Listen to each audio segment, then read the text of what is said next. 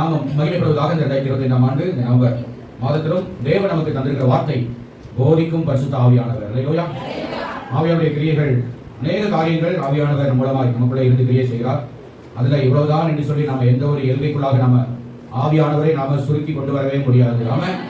ஏன்னா பரிசுத்த ஆவியானவர் என்பவர் எங்கும் நிறைந்தவர், எங்கும் வாசம் பண்ணுகிறவர், எங்கேயும் அவர் இருக்கிறார். அல்லேலூயா.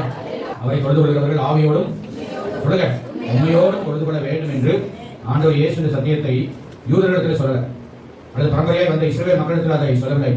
ஒரு பாவியான ஸ்திரீ, சமாரிய ஸ்திரீ கிட்ட அந்த வார்த்தையை ஆண்டவர் சொன்னார். அல்லேலூயா. நாம என்னால் அதன் அடிப்படையில் நாம் ஆண்டவரை ஆலயத்தில் வந்து எல்லாரும் இணைந்து கர்த்தரை நம்ம ஆராதித்துக் கொண்டிருக்கிறோம். அல்லேலூயா. எங்கள் பிதாக்கள் எல்லாம் அந்த மலையிலே என்ன தொழுது கொண்டு வந்தார்கள் என்று அந்த ஸ்திரீ சொல்லும் பொழுது எருசலேமில் மாத்திரமல்ல எங்கும் பிதாவை தொழுது கொள்ளும் காலம் வரும் என்று ஆண்டவர் சொன்னார். அல்லேலூயா. அதன்படிதான் நாம் தேவனை ஆராதித்துக் கொண்டிருக்கிறோம். ஆகவே அதன்படியாக இந்த பரிசுத்த ஆவியானவர் நமக்குள்ள இருந்து நடப்பிக்கிற கிரியைகள், காரியங்கள், அநேக காரியங்கள் நாம் தியானிச்சிருக்கிறோம். இந்த 11வது மாதத்திலே அந்த பரிசுத்த ஆவியானவர் நம்மை போதிக்கிற ஆவியானவராக இருக்கிறார் என்பதை மறந்துடக்கூடாது. அல்லேலூயா. இன்னைக்கு அநேக மற்றவர் சொல்லுகிற போதனையை, அறிவுரையை, ஆலோசனையை கேட்பதற்கு மனம் இருக்காது. ஆனா என்ன சொல்லுவாங்க, மற்றவங்களுக்கு நல்ல ஆலோசனை சொல்லுவாங்க, நல்ல என்னென்ன ஐடியா கொடுக்கணுமோ எல்லாமே சொல்லுவாங்க. ஆனா பிறர் தனக்கு ஏதாவது ஒரு காரியத்தை சொல்லிட்டான், எனக்கு ஒண்ணு தெரியாதா, நான் என்ன வயசு, என்ன அனுபவம், எனக்கு நீ இதை சொல்றாயா என்று சொல்லி அப்படி ரிட்டர்ன் ஆகிற முறுமுறுக்கிற மக்கள் இன்னைக்கு இருக்கதான் செய்யறாங்க. ராமே சொல்லலாமே. ஆலோசனை என்பது, போதனை என்பது எந்த வயதிலும் எத்தனை நாட்கள் நாம் ரட்சிக்கப்பட்டு இருந்தாலும் அல்லது ஊழியக்காரர்கள் எத்தனை வருடங்கள் ஊழியத்தில் இருந்தாலும் எல்லாருக்கும் தேவையானது போதனை, ஆலோசனை, புத்திமதி. ஒரு அலையை சொல்லுவோம். அல்லேலூயா. அதுதான் வேதத்தில் ஆண்டவர் எழுதி வைத்திருக்கிறார். பேசலாம். ஆகவே இந்த போதிக்கும் ஆவியானவர் ஸ்தோத்திரம். முதலாவது நாம் எதற்காக ஆண்டவருக்கு போதிக்கிறார் என்று சொன்னால், நாம் பேச வேண்டியவைகளை பேசுவதற்கு ஆண்டவனை போதிக்கிறார். அல்லேலூயா. ஆவியானவர் நமக்குள்ளே இருந்து சில நேரங்களில் எதை பேசுவோம், என்னத்தை சொல்லுவோம் என்று அங்கலாய்க்கும் பொழுது, திகைத்து போய் நிற்கும் பொழுது ஆவியானவர் நமக்குள்ளே இருப்பாரு. நாம பேரைகளா இருந்தாலும், ஒரே படிப்பவர்களாக இருந்தாலும், அல்லது நன்றாய் கற்று இருந்தாலும், கல்வி ஞானம் என்பது வேற, கேள்வி ஞானம் என்பது வேற. கல்வி ஞானம் என்பது பாடத்தை படிச்சு அநேக காரியங்களை வாசித்து தெரிந்து கொள்வது. கேள்வி ஞானம் என்பது காதுகளினாலே நம்ம கேட்டு, அந்த வேதம் சொல்கிறது விசுவாசம் எதனால வருமா சொல்லுங்க, விசுவாசம் எதனால வரும்? கேள்வினா கொஸ்டின் கேட்கறது அல்ல, கேள்வினா நம்ம கொஸ்டின் மார்க் தான் போடுவோம். கேள்வி என்பது கேட்கிற திறன். அப்போ கேட்கறதுனாலே தேவனுடைய வார்த்தைகளை நம்ம கேட்க கேட்க நமக்குள்ளே நாம் என்ன பேசணும், எதை பேசணும், எதை பேசக்கூடாது என்பதையும் ஆவியானவர் நமக்கு உணர்த்துகிறார், போதிக்கிறார். அல்லேலூயா. ஆக நாம் பேச வேண்டியவைகளை பரிசுத்த ஆவியானவர் போதிக்கிறார். ஆமென். இரண்டாவது, கடந்த வாரத்திலே நாம தியானித்த செய்தியினுடைய தொடர்ச்சியை நாம தியானிக்க போறோம். நாம் நடக்க வேண்டிய வழிகளை நமக்கு போதிக்கிறார். அல்லேலூயா சொல்லுங்க. அதாவது பேச வேண்டியவைகளை பேசுவதற்கு நமக்கு போதிக்கிறார். இரண்டாவது, நாம் நடக்க வேண்டிய வழிகளை நமக்கு போதிக்கிறார். அல்லேலூயா. தேவன் நல்லவர். போன வாரத்திலே அந்த யாக்கோபை குறித்த காரியங்களை நாம தியானித்தோம். அல்லேலூயா. தேவன் நல்லவர். அல்லேலூயா. போதனை என்பது தேவனுடைய ஆலயத்திலிருந்து தேவனுடைய ஊழியக்காரர் மூலமாய் போதிக்கப்படுகிற சத்தியங்கள். அது நாம் நடக்க வேண்டிய வழிகளை தேவன் நமக்கு காண்பிக்கிறார். அல்லேலூயா.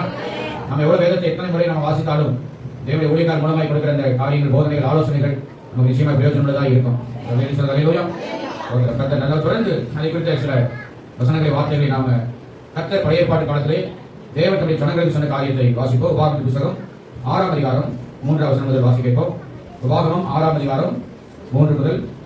இஸ்ரவேலே, நீ நன்றாய் இருப்பதற்கும் உன் பிதாக்களின் தேவனாகிய கர்த்தர் உனக்கு சொன்னபடி பாலும் தேனும் ஓடுகிற தேசத்தில் நீ மிகவும் விருத்தி அடைவதற்கும் அவைகளுக்கு செவி கொடுத்து அவைகளின்படி செய்ய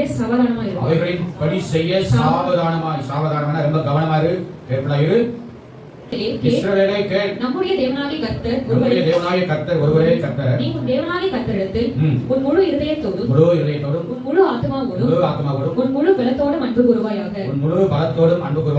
இன்று நான் உனக்கு கட்டளையிடுகிற இந்த வார்த்தைகள் உன் இருதயத்தில் இருக்க கடவுது. நீ அவைகளை உன் பிள்ளைகளுக்கும் கருத்தாய் போதித்து நீ உன் வீட்டில் உட்கார்ந்திருக்கிற போதும் வழியிலே நடக்கிற போதும் படுத்துக் கொள்கிற போதும் எழுந்திருக்கிற போதும் அவைகளை குறித்து பேசி அவைகளை உன் கையின் மேல் அடையாளமாக கட்டிக்கொள்வாயாக.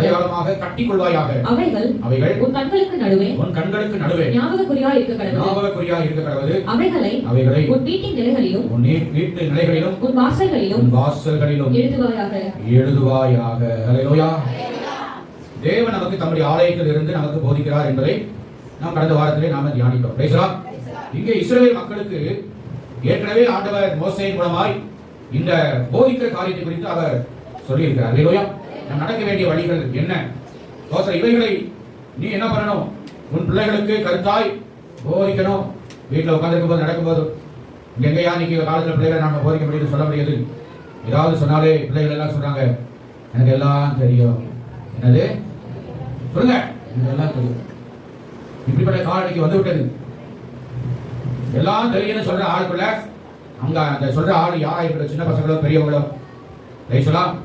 ஒரு மனை யாருக்கு நல்ல ஆலோசனை போதனை வந்தாலும் அதை நாம ஏற்றுக்கொள்ளுகிற ஒரு மனப்பக்குவம் நமக்குள்ள வரணும். வேதத்தை சொல்லுங்க. இப்ப பழைய ஏற்பாட்டு காலத்திலே கர்த்தர் தம்முடைய ஜனங்களுக்கு சொன்ன காரியம், நீ உன் தேவனாய் கர்த்தரிடத்தில் என்ன செய்யணும்? முழு இதயத்தோடும் ஆத்மாவோடும் முழு பலத்தோடு என்ன செய்யணும்? அன்பு கூறணும். இதை என்ன செய்யணும்? பிள்ளைகளுக்கு கருத்தாய் போதிக்கணும். ஏன் இந்த கருத்தாய் போதிக்கணும்? அப்பதான் ஆண்டவரை விட்டு அவங்க வழி விலக மாட்டார்கள். அல்லேலூயா. கர்த்தருடைய வழியிலே அவர்கள் நடப்பார்கள். வேதத்தை சொல்லுங்க. அல்லேலூயா. மூணு காரியத்தை சொல்றாரு. உன் தேவனாய் கர்த்தரிடத்தில் முதலாவது உன் முழு இதயம். என்ன சொல்லுங்க? ஹோல் ஹார்ட், முழு இதயம். இரண்டாவது முழு ஆத்மாவோடு. மூன்றாவது முழு பலத்தோடும் அன்பு கூறுவாயாக. அல்லேலூயா. அரைகுறையாக அல்ல, வேண்டாம் வெறுப்பாக அல்ல. ஆமென். முழு இதயம், முழு ஆத்மா, முழு பலத்தோட. இதுதான் அந்த சிம்பிள். மூணு காரியம் தான். இதை என்ன செய்யணும்? பிள்ளைகளுக்கு கருத்தாய் போதிக்கணும். அல்லது கணவன்மாருக்கு சொல்லலாம், மனைவிமாருக்கு சொல்லலாம். இதை நம்ம என்ன செய்யணும்? கருத்தாய் போதித்து நடக்க வேண்டிய வழியை காட்டுவதற்கு கர்த்தர் அன்னைக்கே சொல்லிக் கொடுத்திருக்கிறார். அல்லேலூயா. அதன் அடிப்படையில் யூதர்கள் என்ன பண்ணா? யூத பெண்கள் பிள்ளைகளுக்கு இந்த வார்த்தைகள்லாம் கருத்தாய் சொல்லிக் கொடுப்பார்கள். அவன் அப்படி மோசைக்கு அவனுடைய தாய் சொல்லிக் கொடுத்ததுனால தான் 40 வருஷம் எகிப்தில் அரண்மனையில அந்த மோசை இருந்தாலும் அந்த தாய் கற்றுக் கொடுத்த அந்த வேத வார்த்தையை கர்த்தரை அந்த மோசை மறக்காமல் இருந்தான். அல்லேலூயா. கர்த்தர் நம்மை ஆசீர்வதிப்பார். தொடர்ந்து நீதிமொழிகள் 4ஆம் அதிகாரத்திலே சாலமோன் ராஜா, நீதிமொழிகள் 4ஆம் அதிகாரம் 1-2 வாசிப்போம். பிள்ளைகளே, நீங்கள் தகப்பன் போதகத்தை கேட்டு புத்தியை அடையும்படி கவனியுங்கள். நான் உங்களுக்கு நற்போதகத்தை தருகிறேன். என் உபதேசத்தை விடாதீர்கள். நான் என் தகப்பனுக்கு பிரியமான குமாரனும் என் தாய்க்கு மிகவும் அருமையான ஒரே பிள்ளைமானவன். அவர் எனக்கு போதித்து சொன்னது, உன் இருதயம் என் வார்த்தைகளை காத்துக்கொள்ள கடவுது. என் கட்டளைகளை கைக்கொள். அப்பொழுது பிழைப்பாய். அல்லேலூயா. அன்றைக்கு கர்த்தர் மோசேயின் மூலமாய் முழு இஸ்ரவேலுக்கும் நீ போதித்து நடக்க வேண்டிய வழியை காட்ட வேண்டும் என்று சொன்னார். இங்கே சாலமோன் ராஜாவுடைய வேலை என்னங்க? தேசத்தை ஆள வேண்டும், ஜனங்களுக்கு வேண்டிய காரியங்களை செய்ய வேண்டும். அதுதான் ராஜாவுடைய வேலை. ஆமென். ஆனால் வேதத்திலே சொல்லப்பட்டிருக்கிற இந்த ராஜாக்கள், அல்லேலூயா, தாவீது ராஜாவும் சரி, அவருடைய மகனாகிய சாலமோன் ராஜாவும் சரி, தேவனுடைய பிள்ளைகளா இருந்தபடினாலே, தேவனுடைய அபிஷேகத்தை பெற்றதா இருந்தபடினாலே அவர்கள் தேவனிடத்திலிருந்து வார்த்தைகளை பெற்று மக்களுக்கு வேண்டிய ஆலோசனைகளையும் போதனைகளையும் சொல்லியிருக்கிறாங்க. இந்த நல்ல ராஜாக்களுக்காக ஒரு கையில் தட்டுவாங்க. தேவன் நல்லவர். அப்படித்தான் அந்த சாலமோனுக்கு நேர ஞானத்தை ஆண்டவர் தந்தார். அதன் மூலமாக இந்த நீதிமொழிகளிலே அநேக காரியங்களை எழுதி வைத்திருக்கிறார். இந்த 4ஆம் அதிகாரத்திலே தன்னுடைய தகப்பன், தன் தாய்க்கு அவன் எப்படிப்பட்டவன், என் தகப்பன் எனக்கு போதித்து சொன்னது என்ன என்பதை குறித்து சொல்றாரு. உன் இருதயம் என் வார்த்தைகளை காத்துக்கொள்ள கடவுது. அல்லேலூயா. அன்பான பிள்ளைகளே, இந்த தாயோ தகப்பனும் ஆண்டவருடைய வார்த்தையை கேட்கும் பொழுது தோத்திரம் அந்த வார்த்தைகளை கேட்டு ஒரு இருதயத்தில் அதை எழுதிக்கொள்ள. அல்லேலூயா. ஆமென். அந்த கீழே 5ஆம் வசனத்துல இருந்து ஸ்தோத்திரம், நீங்க கீழே 14 வரைக்கும் வாசி பார்த்தீங்கன்னா தேவனுடைய வார்த்தைகளை கேட்டு ஆலோசனை கேட்டு நடந்தா எவ்வளவு ஆசீர்வாதம், எவ்வளவு நன்மை, உயர்வு உண்டு என்பதை அங்கே ஆண்டவர் எழுதி வைத்திருக்கிறார். அல்லேலூயா. ஆமென். அது உன்னை மேன்மைப்படுத்த, உன்னை கனம் பண்ணும், மகிமையான கீழத்தை உனக்கு சூட்டும். ஆமென். ஆயுஷ் வருஷங்கள் மிக அதிகமாகும். தோத்திரம் இப்படி அதுவே உனக்கு ஜீவன் என்று கர்த்தர் எழுதி வைத்திருக்கிறார். அல்லேலூயா. ரைசுலா. என்னால தாய் தகப்பன் சொல்லும் பொழுது, போதிக்கும் பொழுது தோத்திர பிள்ளைகள் நல்லா கவனிங்க. தோத்திரம் வந்து தாய் தகப்பன் படிக்காம இருந்தாலும் சரி, அவங்களுக்கு அனுபவம் என்கிறதான படிப்பு இருக்கிறது. அவன் தாயோ தகப்பனோ ஆலோசனை கொடுக்கும் பொழுது, போதிக்கும் பொழுது அது காது கொடுத்து கேளு. அல்லேலூயா. இல்லைங்க ஒரு அலையில சொல்லுங்க சத்தமா. தாய் தப்பா இருக்கிறதான பிள்ளைகள் எல்லாம் உலகத்தை உயர்த்தி ஒரு அலையில சொல்லுங்க.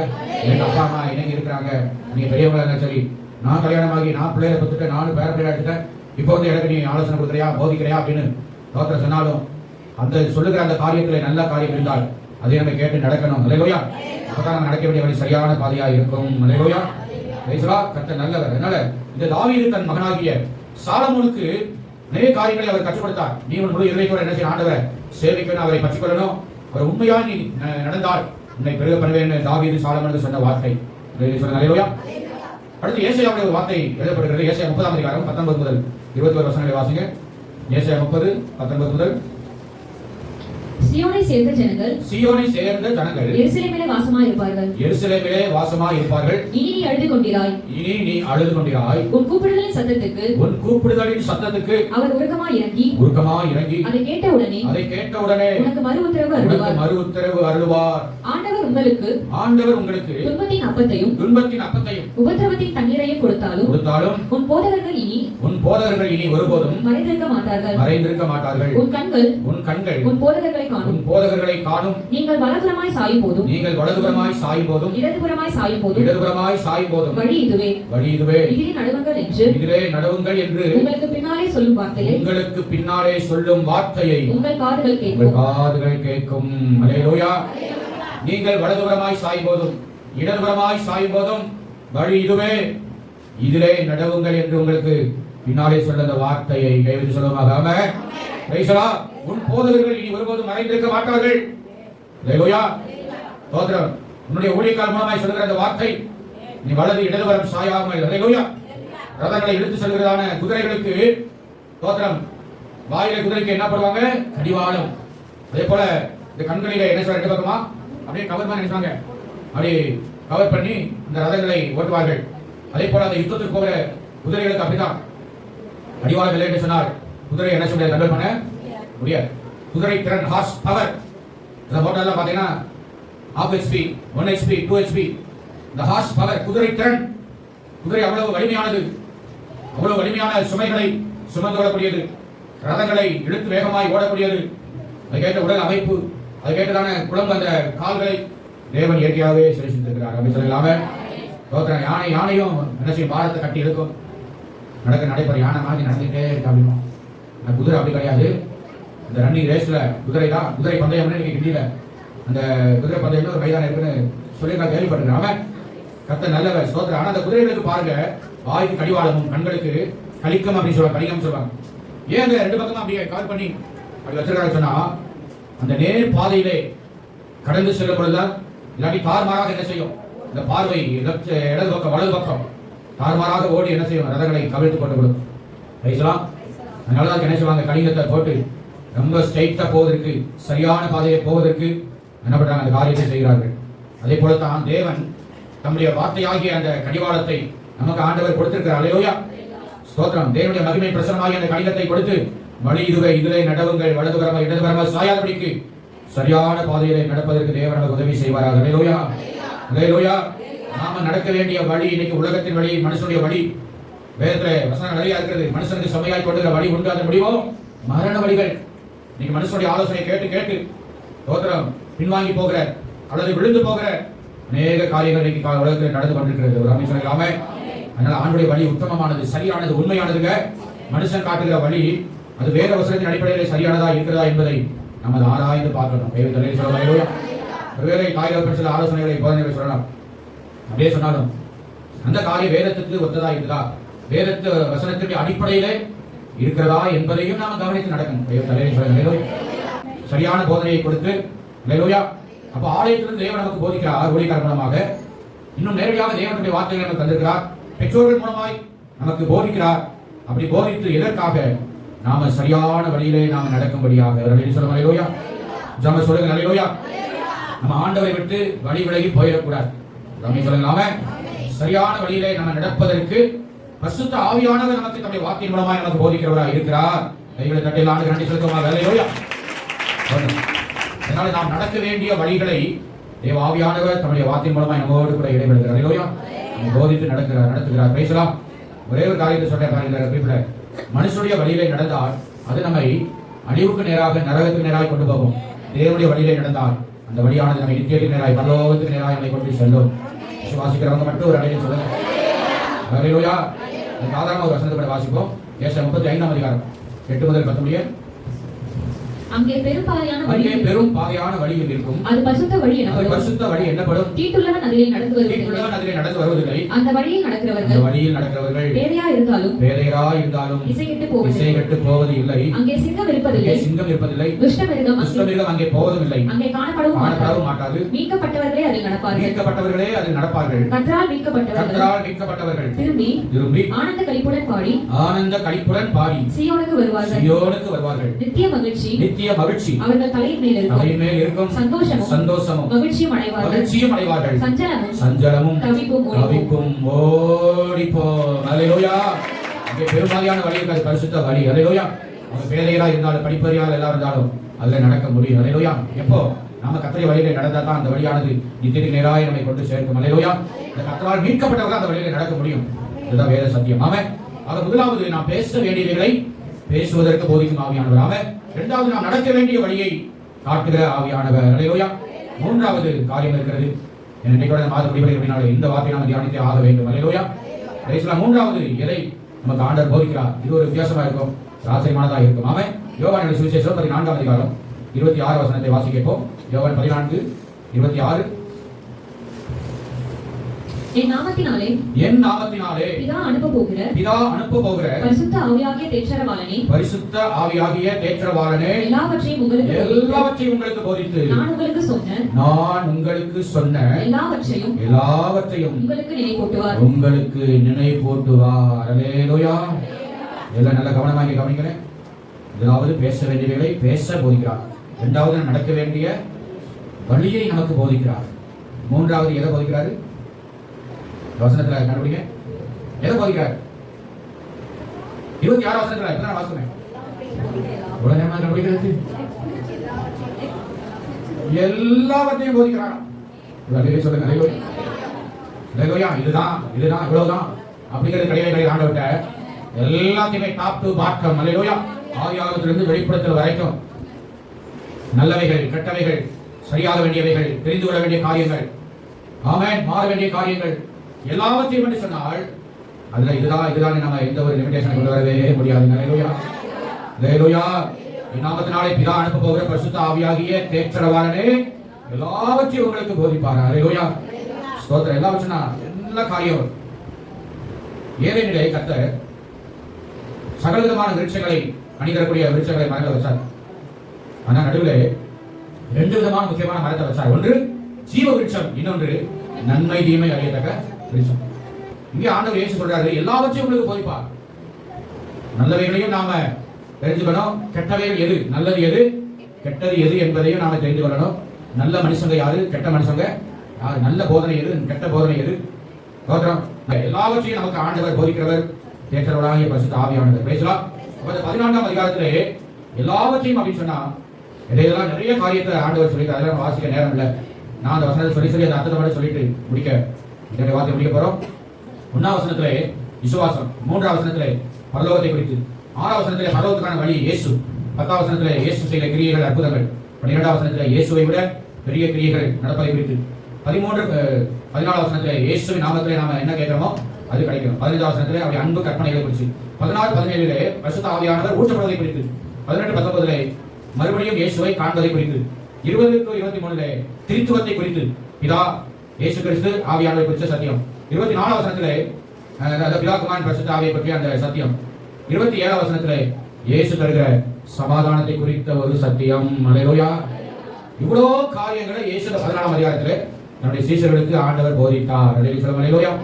இதுல எல்லாமே உள்ள அடங்கி இருக்கிறது. அதுதான் ஆண்டவர் சொல்றாரு பரிசுத்த ஆவியாகிய தேற்றரவாளரே எல்லாவற்றையும் உங்களுக்கு போதிப்பார். அல்லேலூயா. ஏன் ஒரு தவறான காரியத்தை செய்த நம்முடைய காரியங்களோ வேதத்துல ஏன் எழுதப்படுகிறது? அந்த தவறான காரியத்தை வேற யாரும் செய்யக்கூடாதுங்கிற ஒரு எச்சரிப்புக்காக தேவன் வேதத்துல எழுதி வைத்திருக்கிறார். அல்லேலூயா. அனனியா சப்பிராள் வேதத்துல வந்து போய் சொல்லி 2 பேருமே மாண்டு போனாங்க. அது ஏன் அங்கே எழுதி வச்சிருக்கிறது ஆண்டவர்? அது மாதிரி என்ன சொல்லக்கூடாது, ஊழியக்காரர் என்ன சொல்லக்கூடாது, பொய் சொல்லக்கூடாது, மறைக்கக்கூடாது. ராமி சொல்லுங்க. எல்லாவற்றையும் என்பதில் எல்லா காரியமே அடங்கி இருக்கிறது. நல்லது கெட்டது சம்பந்தப்பட்ட எல்லா காரியத்தையும் ஆவியானவர் போதிக்கிறார். பேசலாம். தேவ வசனத்தை வாசித்து நாம் முடிப்போம். 1 தெசலோனிக்கேயர் நிருபத்திலே அப்போஸ்தலனாகிய பவுல் சொல்லப்படுது எல்லாவற்றையும் நமக்கு நம்ம அறிந்து கொள்ளணும், தெரிந்து கொள்ளணும். ஆனா அதிலே நம்ம ஆவிக்குரிய ஜீவியத்திலே ஆண்டவரை வளர்வதற்கு பரலோகத்தை செய்வதற்கான காரியத்தை நாம பற்றிக்கொள்ள வேண்டும். நல்லவைகளை நாம் எடுத்துக்கொள்ளணும், கெட்டவைகளை ஒதுக்கி கெட்ட மனிதர்களை நாம் இனம் கண்டு நம்மளை காத்துக்கொள்ள வேண்டும். அல்லேலூயா. 1 தெசலோனிக்கர் 5ஆம் அதிகாரம் 21, 22 வாசிப்போம். எல்லாவற்றையும் சோதித்து பார்த்து நலமானதை பிடித்துக் கொள்ளுங்கள். உள்ளாங்காய் தோன்றுகிற எல்லாவற்றையும் விட்டு விலகுங்கள். சமாதானத்தின் தேவன் தாமே உங்களை முற்றிலும் பரிசுத்தமாக்குவாராக. உங்கள் ஆவி, ஆத்துமா, சரீரம் முழுவதும் நம்முடைய கர்த்தராக இயேசு கிறிஸ்து வரும்போது குற்றமற்றதாய் இருக்கும்படி காக்கப்படுவதாக உங்களை அழைக்கிறவர் உண்மையுள்ளவர். அவர் அப்படியே செய்வார். எல்லாவற்றையும் போதிக்கிறார் ஆவியானவர். நல்லதையோ போதிப்பாரு, கெட்ட காரியங்கள் இருக்கு. மகளே, இந்த மனிதர்கள் இப்படிப்பட்ட எண்ணத்துல இருக்கிறாங்க, இப்படிப்பட்ட காரியங்களை சொல்லுவார்கள், பேசுவார்கள். நீ ரொம்ப கவனமா இருக்கணும். எல்லாவற்றையும் போதிப்பாருன்னா அதுல எல்லாமே அடங்கி இருக்கிறது. நான் பவுல் சொல்றார், எல்லாவற்றையும் சோதித்து பார்த்து. அல்லேலூயா. ஏன் இந்த காரியத்தை இப்படி சொன்னாங்க? எதற்காக சொன்னாங்க? இதுல ஏதாவது ஒரு சூட்சமா இருக்குதா? இதுல ஏதாவது ஒரு சூழ்ச்சி இருக்குதா? இதுல ஏதாவது ஒரு வஞ்சனை இருக்குதா அப்படின்னு ஆவியானுடைய துணையோடு நாம சோதிச்சு பார்க்க வேண்டும். ஐயோவே தலையில சொல்லுங்க. அல்லேலூயா. ஏன்னா ஆவிக்குரியவன் எல்லாவற்றையும் ஆராய்ந்து பார்க்கிறான் என்று வேலை சொல்லுது. புரிந்த எழுபத்தில் சொல்லுகிறார். எல்லாவற்றையும் சோதித்து பார்த்து என்ன செய்யணும்? நலமானதை நாம் பிடித்துக் கொள்ள வேண்டும். அல்லேலூயா. உள்ளாங்காய் தோன்றுகிற எல்லாவற்றையும் என்ன செய்ய விட்டு விலகணும். ஆவி, ஆத்மா, சரீரம் குற்றமற்றதாக இயேசு வரும்பொழுது அவரோடு கூட எடுத்துக்கொள்ளப்பட நம்ம காக்கப்பட வேண்டும். அல்லேலூயா. அல்லேலூயா. அழைத்த தேவன் உண்மையுள்ளவர். அவர் அப்படியே செய்வார். அல்லேலூயா. ஆகவே 3 காரியங்கள் நான் பேச வேண்டியவர்களை போதிக்கிறார், நடக்க வேண்டிய வழிகளை நமக்கு போதிக்கிறார். 3வது எல்லாவற்றையும் அவர் போதிக்கிற தேவனாக இருக்கிறார். அல்லேலூயா. பிரைஸ் தேவ பிள்ளைகளே, வார்த்தையை கேட்டு இதன்படி நடவுங்கள். ஊழியர்கள் சொல்ற வார்த்தைகளுக்கு ஆலோசனை கேட்பது செயல்படுங்கள். கர்த்தர் ஆலோசனை கேட்டு அதன்படி செய்யுங்கள். ஆவி, ஆத்மா, சரீரம் கர்த்தர் வரும்பொழுது குற்றமற்றதாய் காக்கப்படும். ஆமென். வார்த்தை கர்த்தர் எல்லாரையும் ஆசீர்வதிப்பார். ஆமென். Praise the Lord.